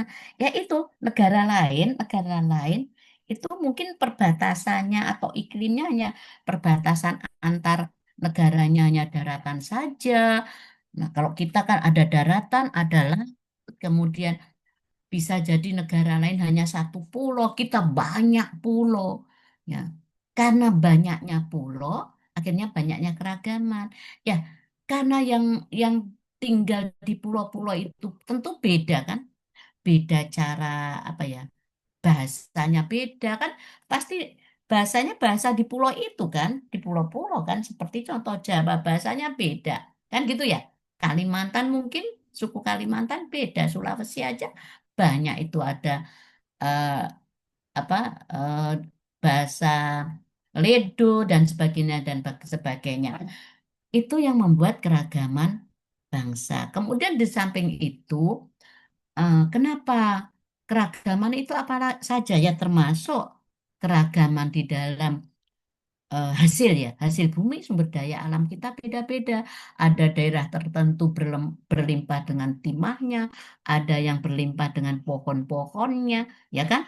Kalimantan itu hutan, ada yang berlimpah dengan hasil lautnya. Nah, keragaman-keragaman inilah yang kadang-kadang akan muncul konflik, ya enggak? Itu karena keragaman, karena keegoisan, muncullah konflik.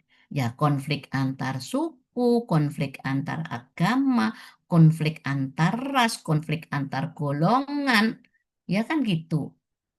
Nah, inilah tadi muncul harmonis supaya tidak terjadi konflik. Tuh, paham nih ya? Jadi itulah pertama sekali. Nah, jadi ya, sebetulnya harapannya dengan adanya keragaman itu justru akan lebih baik lagi gitu. Nah, inilah ya yang mengakibatkan munculnya harmonis. Ini ini dampak konflik. Kalau kita konflik terus, ini loh dampaknya ya. Suasana bekerja dan lingkungan tidak nyaman, pekerjaan terbengkalai, kinerja buruk, layanan kepada masyarakat tidak optimal. Nah, sekarang aja ya mohon maaf ya kalau kita dengar ya konflik kita ya sekarang ya bagaimana itu ya konflik antara DPR ya kan dan masyarakat coba itu semua yang harus harmonis ya karena perbedaan-perbedaan. Kalau di dalam nilai dasar ini sebetulnya konfliknya konflik karena keragaman. Kalau kita ini sementara Indonesia ini kan lagi sedih ya kita ini ya. Ya bagi kita berdoa aja semoga cepat terselesaikan ya karena sudah mulai ya menyedihkan. Tapi kalau konfliknya ini adalah kayaknya konflik kesenjangan sosial aja. Ya enggak? Konflik yang masyarakat dengan suara kita dititipkan kan gitu ya. Kan suara kita ini rakyat dititipkan ke anggota Dewan. Ternyata, nah itu juga konflik, tapi konflik karena kesenjangan sosial ya. Ternyata yang dititipin suara tidak menyuarakan kita kan gitu ya. Nah, itu kita nggak usah urus ya, itu urusannya negara ya. Yang kita urus adalah konflik karena keragaman aja. Jadi kita menyadari bahwa di dalam suatu kantor, di dalam suatu pekerjaan ya, pokoknya siapa saja bekerja di Sulawesi Tengah, kita kan orang provinsi ini ya, di dalam satu kantor pasti ya, pasti tidak cuma satu golongan, yang pasti banyak golongan, ya enggak? Di dalam satu kantor nggak mungkin Islam semua, pasti ada Islamnya, ada Hindunya, ada Kristennya, kan gitu ya. Dan kadang juga ada Budanya, itu dari agama. Satu kantor, ya, Bukan cuma satu ras atau satu suku, pasti ada. Ya, suku Kaili di situ ada, Bugis ada, Jawa ada, Toraja ada, Manado ada, kan gitu ya. Banjar ada, mungkin Papua juga ada, NTB ya, ada juga Balinya, ada juga NTT-nya, ya, macam-macam di situ dalam satu kantor. Makanya karena keragaman itu di dalam satu kantor buatlah yang saling menghargai supaya tidak terjadi konflik. Kalau ada konflik, maka kita nggak bisa bekerja dengan baik. Kan gitu. Jadi kalau adik-adik bekerja, begini. Misalnya adik-adik dikasih tugas bekerja. Bekerja secara tim. Ayo si siapa ya? Esa.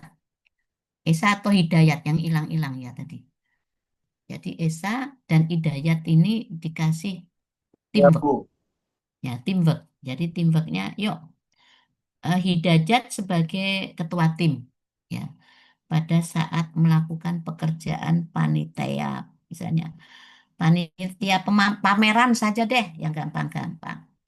Maka karena Esa adalah jadi tim atau anggota-anggotanya ada si Hidayat, jangan mikir Esa bilang, oh saya nggak mau bekerja sama atau jadi tim dengan Hidayat, dengan siapa, atau Hidayat nggak mau saya satu bekerja eh, apa dikasih tanggung jawab untuk pameran karena di situ tidak satu suku, misalnya 5 orang ini ya, 5 orang di dalam satu tim atau 10, Komyu nggak mau kerja karena tidak satu suku, tidak satu agama, kan gitu ya, tidak satu asal apa daerah. Terus semuanya itu yang perbedaan-perbedaan itu adik-adik nggak mau kerja. Nah, kalau begitu kapan kerjanya? Nah, itu yang diharapkan. Jadi yang tidak diharapkan seperti itu. Belum bekerja sudah membayangkan perbedaan. Gitu loh. Jadi kalau bekerja ya bekerja saja, nggak usah lihat perbedaan, tapi melihat kinerjanya dan hasil kerjanya. Gitu. Oh iya, saya siap. Timku bagus-bagus kan harusnya gitu. Siap melaksanakan tugas. Dalam tim, orangnya keren-keren. Karena saya lihat 5 orang ini pekerja semua. Dan selalu setiap bekerja sukses. Itu yang di dalam pikiran kita. Kayaknya kita memang 5 orang itu bekerja. Semua bekerja, apalagi kalau jadi tim. Ya, itu. Jangan, ah, malas deh. Bukan seanu, bukan seini, bukan seitu. Nah, itu maksudnya seperti itu. Maka ada nilai harmonis. Nah, sebetulnya harapan dari keanekaragaman itu, ini harapannya dengan bineka dan keragaman suku bangsa dan budaya itu harapannya seperti ini untuk Indonesia jadi aset ya. Jadi dengan adanya perbedaan, keragaman, suku itu dapat mempererat tali persaudaraan karena kelebihan-kelebihan yang kita lihat bukan perbedaannya, kesamaannya ya, kesamaannya. Ya, jadi sama-sama mensukseskan Indonesia, sama-sama mempererat, mempersatu bangsa, kan gitu ya. Nah, kemudian menjadi aset wisata yang dapat menghasilkan pendapatan daerah. Kemudian ini memperkaya kebudayaan nasional ya. Kemudian sebagai identitas negara Indonesia di mata seluruh negara. Ya, identitas kita kan terkenal ini. Apa namanya? Bahwa Indonesia itu banyak wisata kan gitu ya. Tuh. Terus dengan banyaknya wisatawan maka dapat menciptakan lapangan kerja. Iya. Ya, makanya terakhir-terakhir ini kan ada penggalangan yang hampir jadi desa wisata. Setiap desa kalau ada potensi alam yang bisa untuk wisata, maka digalakkan kan gitu. Karena dengan begitu kan dengan wisata kan mendapatkan peningkatan pendapatan daerahnya juga ya. PAD-nya juga akan meningkat dengan wisata. Nah, itu kemudian sebagai media hiburan dan mendidik tentang budaya, timbulnya rasa nasionalisme, membuat Indonesia terkenal di mata dunia. Ini harapannya dan mudah-mudahan terwujud. Ya, itu yang dimaksudkan dengan keanekaragaman tadi. Yes, paham ya nih ya? Nah, akhirnya ini kode etiknya tuh, saling menghargai, ya. Nih, saling menghargai, menghargai setiap orang tanpa membedakan latar belakang, suka menolong, membangun lingkungan kerja yang kondusif. Ini kode etik dan kode perilaku dari nilai dasar harmonis.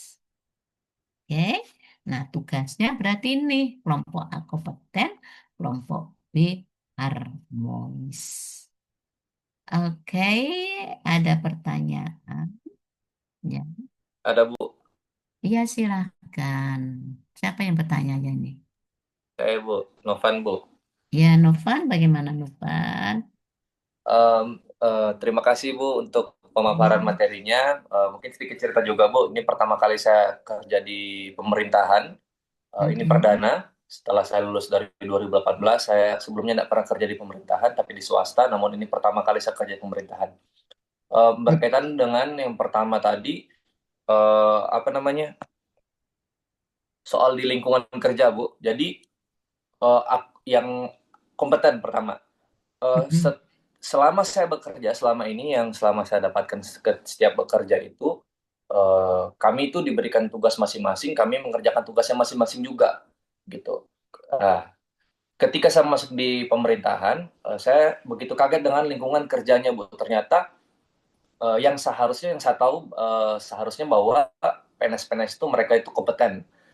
Namun yang saya dapatkan di lapangan ternyata tidak semua itu kompeten, apalagi tidak mampu menghadapi tantangan zaman seperti saat ini, yaitu di bidang teknologi. Contohnya saja Bu, contohnya di bidang teknologi. Nah, sehingga ketika ada suatu pekerjaan, seharusnya pekerjaan tersebut diberikan untuk, anggaplah satu tim disuruh kerjakan. Nah, tapi ternyata dari tim ini hanya saya saja yang ternyata yang paham tentang apa namanya, cara buat laporannya untuk segala macamnya, cuma saya yang paham ternyata. Sehingga saya berpikir seperti ini, loh, ternyata mereka ini tidak kompeten di bidangnya. Seharusnya mereka yang lebih senior, mereka harusnya lebih paham. Ternyata kenapa saya yang baru masuk, justru saya yang harusnya belajar, malah saya yang lebih kompeten di sini. Nah, saya percaya seperti ini Bu, saya percaya bahwa CPNS saat ini lebih ahli, khususnya di bidang teknologi, dibandingkan dengan yang sudah lama-lama jadi PNS, mungkin sudah puluhan tahun. Bukan menjelekkan, tapi ini terjadi gap generation yang terjadi saat ini saya lihat. Sehingga apa yang terjadi? Yang terjadi adalah yang masih muda lebih sering diandalkan untuk kerja. Lebih sering diandalkan untuk kerja karena yang pertama adalah mereka kompeten dan mereka lebih menguasai teknologi. Apa yang terjadi? Yang terjadi adalah apa namanya, PNS-PNS yang sudah 40-50-an, mereka tinggal angkat kaki, ya tinggal pangku tangan, melihat pekerjaan yang lebih mudah-mudah karena mereka tidak kompeten di bidang tersebut. Jadi masuk ke materi kedua, yaitu harmonis. Sehingga saya berpikir bahwa ini tidak akan menciptakan lingkungan yang harmonis. Kenapa? Saat satu kerja, yang lain hanya pangku tangan dengan alasan, aduh saya tidak paham. Saya tidak paham seperti itu. Gitu. Nah, mungkin saya hanya minta saran saja Bu dari Ibu, kira-kira bagaimana caranya menghadapi lingkungan yang seperti itu. Karena jujur saya kaget sekali. Biasanya kami itu diberikan tugas masing-masing, semuanya kerja masing-masing gitu. Tapi di sini diberikan tugas untuk kelompok, hanya saya sendiri yang kerja, yang lain alasannya kami tidak mengerti yang begitu-begitu. Nah, jadi ya saya mungkin berpikir bahwa salah satu nilai dalam kita sebagai berakhlak itu, kita juga berpikir bahwa ya kita harus sama-sama saling bekerja sama di sini. Nah, tapi ya saya berpikir bahwa sebenarnya bukan cuma kerja sama, tapi kerja bersama-sama gitu. Jadi yang satu kerja, yang lain bukan berarti pangku tangan gitu. Nah, mungkin dari Ibu Yuli bagaimana menanggapi hal ini, karena ya kami yang muda-muda di sini, ketika saya juga termasuk yang masuk pertama kali di instansi pemerintahan, cukup kaget dengan lingkungan kerja yang ada seperti itu. Jadi ya mungkin ya sebelumnya mohon maaf Bu ya, mohon maaf untuk pertanyaan ini.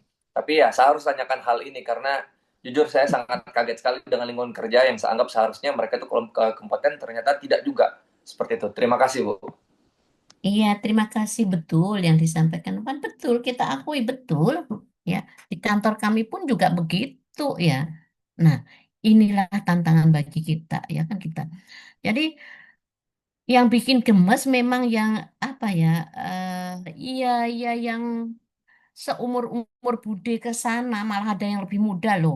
Kan Bude sudah 62 tahun nih. Itu nggak mau belajar ya. Jadi tahu-tahu sudah, apalagi yang misalnya Egin, kan ada Egin kan gitu ya. E-kinerja, terus membuat SKP nanti juga pakai Ekin, kemudian absen juga pakai Kemop, semua itu. Mereka memang nggak mau belajar, padahal kalau mau belajar bisa. Nah, jadi keadaan memang begitu. Nah, bagaimana menyikapi? Nah, padahal adik-adik di dalam core value, adik-adik kan dapat ya core value kemarin. Itu mulai 2014 loh, Pak Jokowi itu menggaungkan bahwa ya bahwa semua ASN itu ya ya menerapkan berakhlak dan smart kan gitu ya ceritanya bangga dengan eh, bangga melayani bangsa kemudian mm, suara suara saya dabbling ya.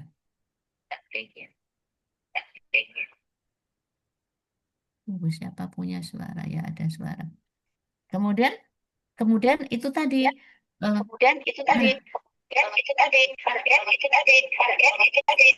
Tabek Pak Hidayat ya. ya suaraku ya. Iya, Heeh, Bude. heeh. Dabbling ya. Kenapa ya? Oke.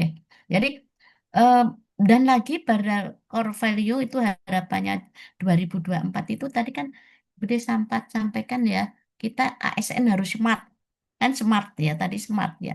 Jadi kita harus paham tentang teknologi informasi komunikasi. Ternyata yang tua-tua ini memang males nggak mau belajar. Nah, menyikapi itu bagaimana? Yang jelas satu, kalau kita ikut-ikut ya enggak lah. Terus kapan ini loh memperbaiki organisasi kita ini? Kan gitu ya? Kan organisasi dan di dalam tahun 2004 2000 ya 2024 kok 2014 2024 itu sebetulnya harapannya dan harus diterapkan semua organisasi menerapkan nilai organisasinya adalah berakhlak. Kan gitu ya? Nilai organisasinya berakhlak. Berarti karena nilai organisasi itu berakhlak, maka semua anggota organisasi atau semua karyawan yang ada di kantor itu harusnya ya berakhlak. Sedangkan berakhlak itu ada kompeten, ya kan? Ada harmonis. Nah, bahayanya alasannya ini alasannya. Kan orang dulu latsarnya bukan itu. Nah, kalau begitu ya susah ya. Nah, makanya adik-adik yang mendapatkan latsarnya berakhlak, tunjukkan jadi teladan. Apalagi pengajarnya. Kan gitu. Nah, di dalam SKP, nanti saya kasih tahu juga sekalian. Sebetulnya penilaian SKP, kinerja, pengenalan kinerja kita itu ada juga di situ loh, Dek. Perilaku, bagaimana nanti pimpinan memberikan nilai berorientasi pelayanannya bagaimana, akuntabelnya bagaimana, kompetennya bagaimana, harmonisnya bagaimana, loyalnya bagaimana, adaptifnya bagaimana, kolaboratifnya bagaimana. Itu dituliskan di SKP, ya, sistem kinerja, ya. Jadi di situ ada nilainya. Cuma ya itu. Jadi yang penting kalau Bude ya, yang penting jangan ikut-ikut. Ya, jangan ikut-ikut dulu. Kalau perlu kita CPNS tunjukkan. Ternyata yang muda itu sebetulnya menyesuaikan lebih gampang, ya kan? Yang nggak mau menyesuaikan malah yang tua-tua ini. Karena dia merasa yang berpengalaman. Kan sok ya. Kan soknya, wah saya ini kan sudah tua, sudah berpengalaman. Iya pengalaman substansinya.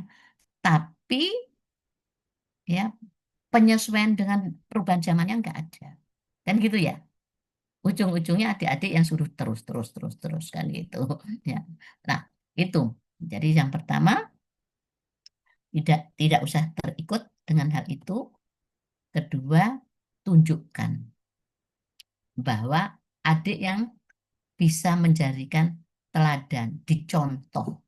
Itu. Kemudian ada juga tadi di dalam harmonis ya atau di kompeten memberikan belajar kepada orang lain. Kalau memang mereka mau belajar, ajari, tawarkan, Bu, ayo saya ajari gampang kok.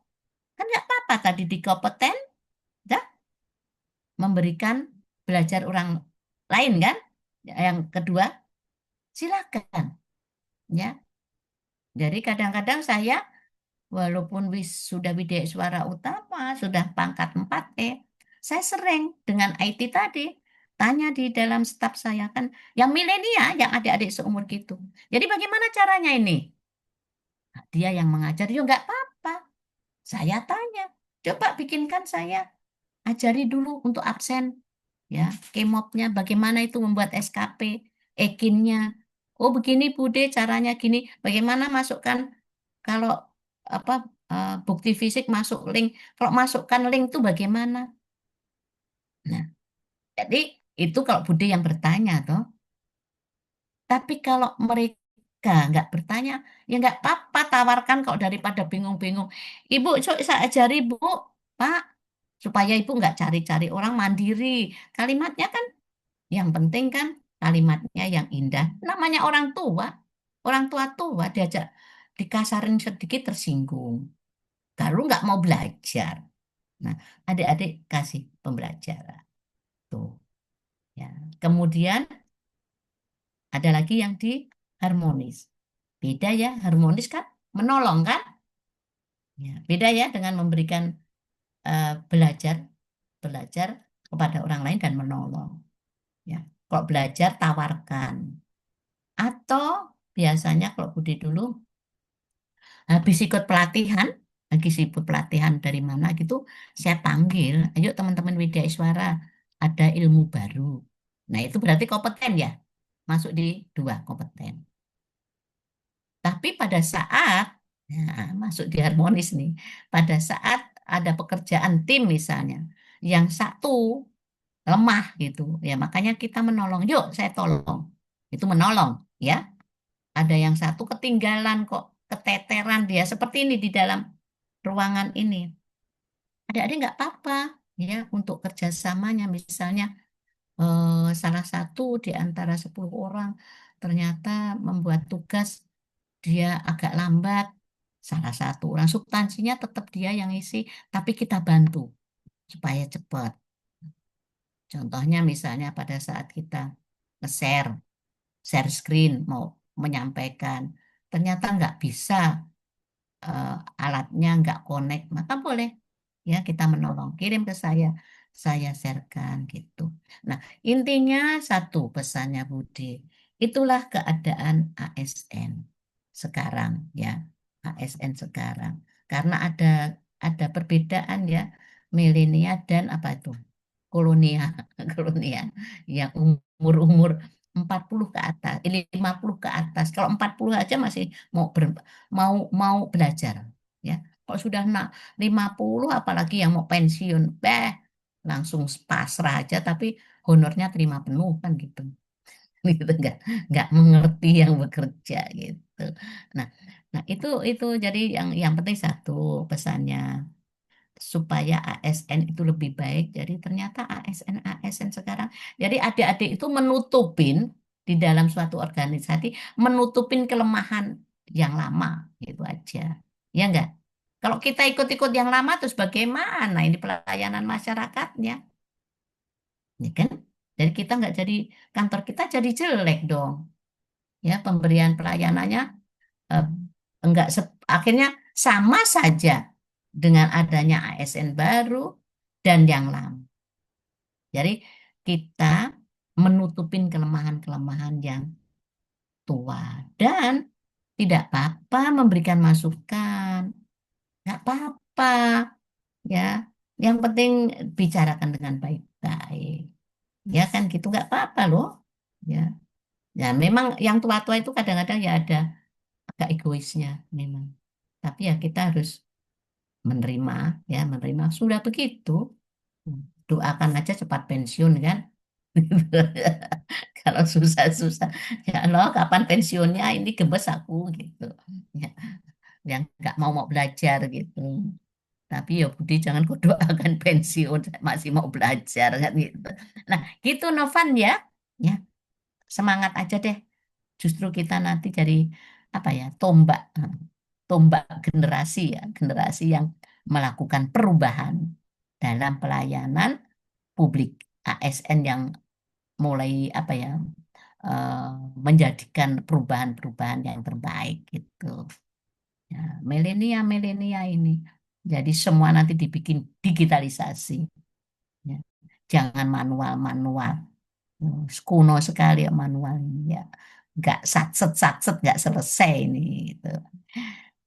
Ya demikian ya. Boleh? Oke. Nah, aduh. Bagaimana? Ada pertanyaan? Kalau nggak ada pertanyaan,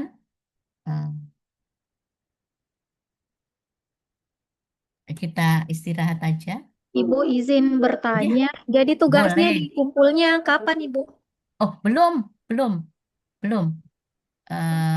Tugasnya kan masih terus ini. Nanti aja tugasnya, kan tugas kelompok kan berlanjut nih. Yang kemarin sudah ada, toh, yang tadi dipaparkan, tambah ini. Nanti eh, tugasnya terakhir pembelajarannya aja. Hari apa terakhir setelah, kan nanti ada tugas kelompok, ada tugas individu. Kalau sudah fit, maksudnya sudah diperbaiki, sudah sempurna, baru kita kirimkan. Karena tugas kelompok nanti jangan dipisah-pisah. Karena kan tugas kelompok tadi kan menyelesaikan dari nilai dasar kan baru 2. Nanti tambah lagi. Nanti pertemuan lagi ada lagi tugas kelompok supaya tugas kelompok terhimpun jadi 1. Ya, nanti individu juga ada. Ya, oke. Nanti Bu Dewi mana Bu? Halo Bu Dewi. Nanti Ya, siap, Bude. tugas kelompoknya mereka jangan dikasih waktu sekarang ya. Nguploadnya nanti di akhir akhir Pertemuan. pertemuan saja. Ya, Akhir masih ada pertemuan. masih ada 2 kali pertemuan lagi kalau Ya, tidak salah. di akhir pertemuan nanti kasih aja waktunya. Yang penting belum masuk agenda 3, maka itulah. Agenda misalnya agenda 3 di hari Selasa, maka terakhir Senin gitu Berarti aja. Senin jam Gitu 12 dilihatlah malam ya, nanti Bude. ya. Pokoknya sebelum agenda 3 mereka sudah Masuk. ngupload Iya, aja ya. siap. Oke, Iya. jadi ini nanti Bu Dewi yang bukakan. Oke, ada pertanyaan? Kalau nggak ada pertanyaan, Izin Ibu tanya ya. lagi. Tapi untuk yang kompeten sama ini harmonis tadi, apakah nanti di pertemuan selanjutnya ada pemaparan lagi atau? Ya, dipaparkan lagi dong. Saya mau lihat apakah sudah dilakukan kan gitu. Kan ya seperti tadi si kelompok A berarti kompeten ada 3 ya. Apakah kode perilaku, kode etik dan perilaku yang 3 mengembangkan kompetensi, menolong orang lain belajar dan berkualitas tadi sudah benar-benar dilakukan apa enggak? Itu aja cerita aja. Kemudian yang kelompok B berarti kan harmonis. Bagaimana penerapannya pada saat saling menghargai, tidak saling menghargai, tidak melihat perbedaan gitu. Itu tadi bagaimana. Terus pada saat apa sih menolong orang lain pada saat apa. Terus untuk lingkungan kondusif kayak apa? Jadi lingkungan kondusif itu saya pikir salah satunya juga kalau kita misalnya kalau adik-adik punya rasa humor ya termasuk kondusif tuh. Ya, pekerjaan yuk guyon dulu deh daripada stres. Biasanya pas stres-stres saya ngajak guyon, nggak apa-apa. Itu kan nyenengin kan. Kalau kita membuat senang orang lain kan yuk. Itu nggak apa-apa. Yang penting kondusif. Habis foto aku di jalan lu. Oke? Sip ya? Nggak ada pertanyaan. Kalau nggak ada pertanyaan ya kita berakhir aja kita ngerjakan tugasnya. Karena waktu tinggal 15 menit ya, Dek. Ya, ya Bu Dewi, kita istirahat aja ya. Ya, siap, Bude. Ya, oke. Oke, Kalau baik. gitu, Ya, Alhamdulillahirrahmanirrahim untuk pembelajaran agenda 2 di pertemuan kedua ini telah selesai. Saya ucapkan banyak terima kasih kepada Bu Dewi atas waktu dan kesempatannya. Wabillahi taufiq wal hidayah. Wassalamualaikum warahmatullahi wabarakatuh dan tadi. Waalaikumsalam warahmatullahi wabarakatuh. Ya, izin ya, saya Lin. Ya, Bu Dewi. Terima kasih, Bu. Terima Ya, kasih. ketemu di hari berikutnya. Ya, makasih Bu. Nah, iya, wah Terima kasih, Hidayat ini Bude. mesti. Hidayat jangan hilang-hilang lagi. Awas lagi Ya Bu, pertemuan siap. Tidak hilang kayak tadi uka, Bu. Wah, kayak kecil. uka-uka Oke, lagi ya. siap Bu Tiada deh. gambar, Ya, tiada kasih. suara. Ya. Bapak Ibu yang mungkin ingin live juga silakan. Tapi Bu Dewi mau bertanya, Ya, silakan.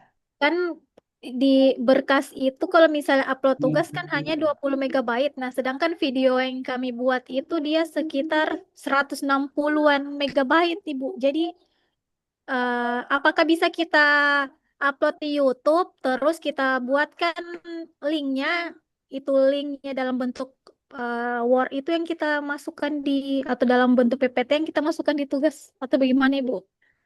Boleh kau bertanya dengan Pak Hendro nanti sebentar di grup. Beliau lebih tahu itu.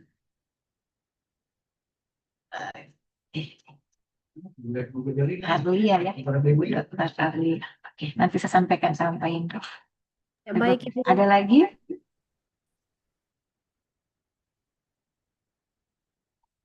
Ya, kalau ada silakan live. Baik, Ibu. Terima kasih, Bu.